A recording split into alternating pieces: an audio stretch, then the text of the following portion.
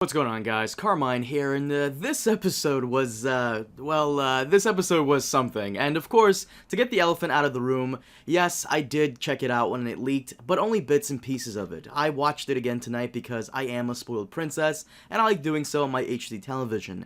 Now, this episode is a tricky one to review because it's also the most divisive one yet. I've asked many of you guys who've seen it beforehand what your opinion on it was, and it's been a mixed reaction, which is understandable, and it's something I'll be discussing later on in the video on why I believe the fandom thinks the quality in the show has dropped. But this episode will be tricky to review because if I give it a glowing rating, then I'm a fanboy show apologist, and if I hate on it, then I'm allowing Preston to influence me. I could love this episode, 10 out of 10, but dislike one small thing, and still get idiots saying I hate the show and vice versa. So this is tricky, but I'll keep doing the same thing I have been doing for the past 3 years, and give you my honest opinion. The episode itself was fine. Was it the best this season? No. Was it the worst? I don't think so. I enjoyed it. I was entertained. Despite the weird things they decided to do here and there, some of it I could let go of. But as far as dreaded episodes go, even the most hardcore fan has got to admit that this isn't the best dreaded episode we've seen, but it's still up there. As with every season, Game of Thrones has the tradition of the second to last episode being the dreaded episode. The one thing that you dread coming because you know some of your favorite characters might not make it through. Not only that, but there's also a pattern with it where we get either a big battle between two armies or a gut punch. For example, Season 1, Ned Stark dies. Kind of a gut punch because you loved the guy so much and it was unexpected. Season 2, big battle. Season 3, gut punch with Robb and his group going down. Season 4, big battle. Season 5, wasn't necessarily a gut punch, but still insane. Season 6, big battle. And now Season 7. Was this a gut punch? Well, that's a question for you to answer. Did you walk away from it going, oh no, not that guy, or oh no, come on, that was crazy? Did anybody you care about go down this episode? Now keep in mind that the dreaded episode doesn't have to have all these things to be great, but it does help to go with a true and tried method that has worked before, especially considering the showrunners aren't known for their originality. You don't need George Martin's helping hand to guide you through it. His previous work should be reference enough, and if you're not sure, maybe a phone call would work too. Like I said, it doesn't need to be like that every single time, but it helps to keep the audience on their toes and keep us wondering who's next to bite the dust in the dreaded episode. The fact that it is one should set the tone even before the thing comes on. Now, with that out of the way, let's get to it. First, let's start with Winterfell. Now, I will admit, Winterfell this episode is a bit of a mixed bag for me. I didn't hate it like I did last time, but it wasn't the best thing this episode. What kept me from disliking it altogether was the realization that it's starting to look like the Stark sisters are just going really far into luring Peter Baelish into a trap. He's the most comfortable when it seems like his manipulation is working. But having him be outplayed by young kids sounds like an episode of Scooby-Doo. I would have gotten away with it too if it weren't for you meddling Stark sisters and your robot brother.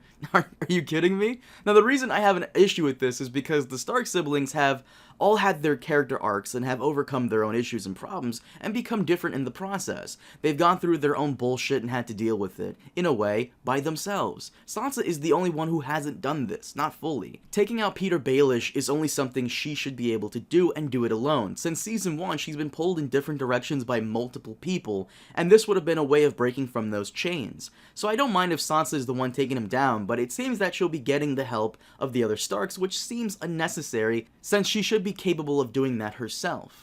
But that aside, Arya and Sansa had a discussion they should have had from the very beginning. The first scene is of Arya telling a nice story about Ned and shooting arrows. I'll admit, I'm a sucker for that type of stuff. I'm also a sucker for Sansa getting in her dues. She isn't my favorite character, but she's absolutely right. Jon wasn't winning the battle, but her plan of getting the Knights of the Vale involved did help shift the tide of battle in their favor. The reason I think they're playing an elaborate game to fool Peter is because nobody in their right mind would care about the letter Sansa wrote with Cersei over her shoulder. But yeah, it's becoming more apparent that this is a ploy to get Peter to drop his guard. It's why she sent Brienne away when he mentioned her stepping in to, stop the fighting. This is my theory anyway, and as to why they're acting like this, it's whatever. I'll admit it's not a bad idea, but it does seem like a little Scooby-Doo-ish, if anything. But Winterfell this time around was a little better with that understanding in mind. But if I end up being wrong and it isn't some kind of plan, then yeah, it's dumb. It turned out to be dumb. But Winterfell this time around, like I was saying, it was alright. I wasn't a big fan of Arya and Sansa's last scene together this episode where she hands the dagger over, but it can all be redeemed by the next episode, and hopefully it is. And now let's discuss Tyrion and Dany for a bit, and I'll be honest, I did enjoy this part of the episode. Not much to say here about it, other than it was great. Tyrion, for all his terrible advice this season, made some good points. He took her to task on having the Tarleys burned alive, and she, once again, took him to task on his bullshit that cost them 2 allies. But I like that Tyrion is bringing up the Night's Watch and the Ironborn, electing your rulers instead of forming another dynasty. In a sense, that's how you should break the wheel, allowing all the great lords to come together to elect a new leader. It seems like this is the answer to how Game of Thrones ends, and how I believe that Dany won't sit on the throne in the end, but just go off and do her own thing. Or maybe she'll make this decision, and they all decide for her to just rule anyway.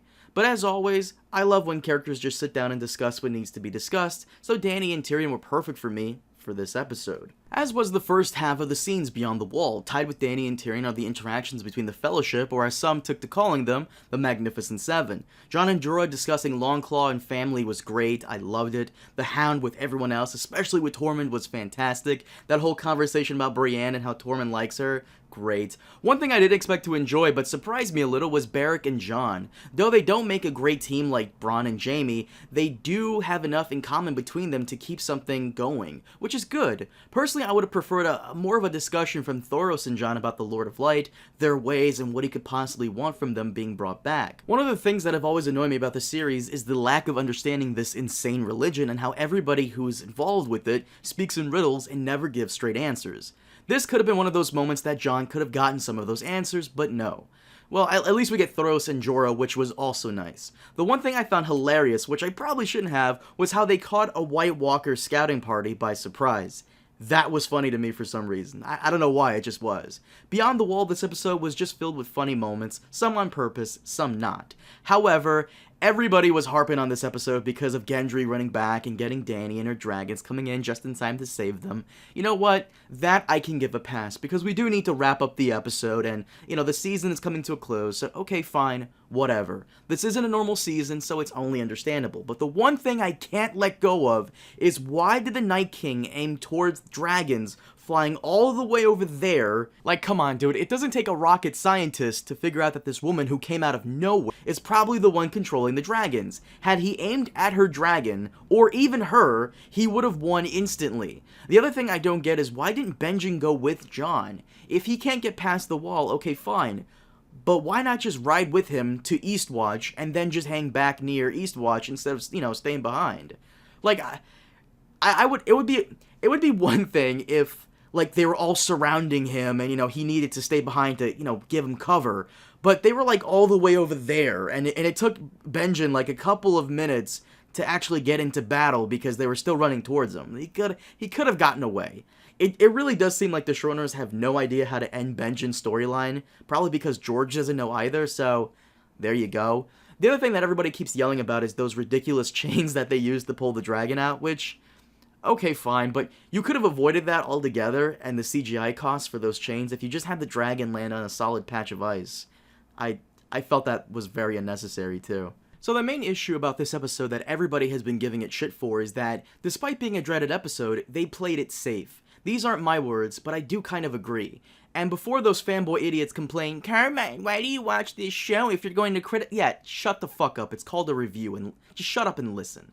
Now, Visceron becoming the White Dragon or the Ice Dragon or whatever you prefer, okay, fine. It was a bad decision. Why? Well, you watching this video right now, you know more than the average Game of Thrones fan does. The average fan watches this show every Sunday and then doesn't think about it until next Sunday. They're not scouring the internet looking for information. That being said, the average viewer doesn't know which dragon was killed.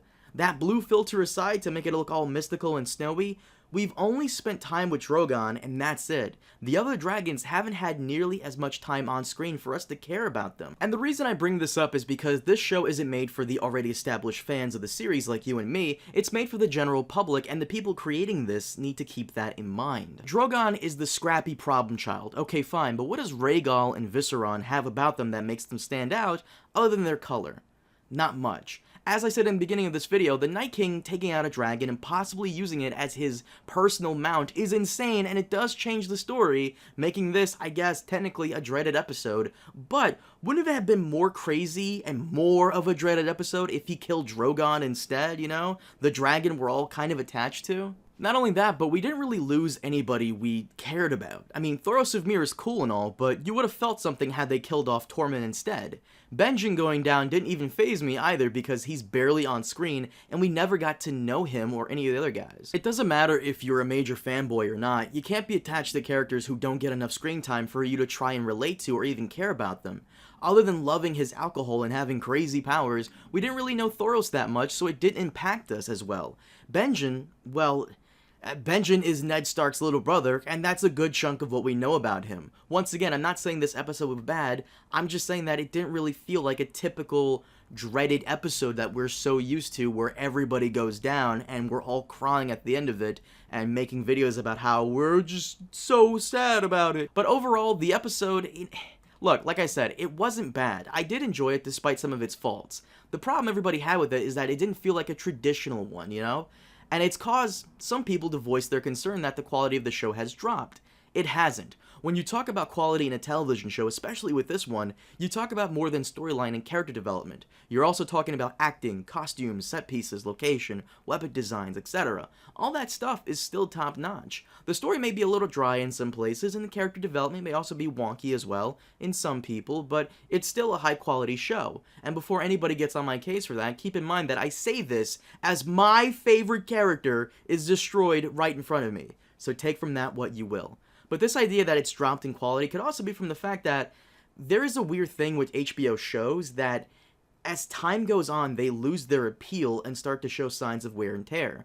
Why is this? Well, my theory is franchise fatigue. If you're someone who plays Call of Duty, then you know exactly what I mean. Franchise fatigue, but not from the fans, but from the showrunners themselves. I mean, if I was working on a television show for 7 years, I'm gonna start showing signs of wanting to get it over with. I mean, True Blood creator Alan Ball left after a while, and I can see why. He liked doing vampires in the South, but after a while, it does get stale. It's no wonder showrunners Dave and Dan are already working on a new Civil War-esque project that is set to go on HBO after Thrones ends. You can tell why they want to move on from Tits and Dragons into a more grounded type of television show, which is fine. I'll have more to say on this topic in the next episode of the Game of Thrones podcast, which will be on my channel, so look forward to that. We'll also be discussing this episode in specific and more, so look forward to that stuff. But leave your thoughts below and let me know how you, if you were in charge, would have changed this episode to make it more like a traditional dreaded episode. But as always, thank you so much for watching. Leave a like if you enjoyed, subscribe if you haven't already, and I will see you next time. Baba Booey.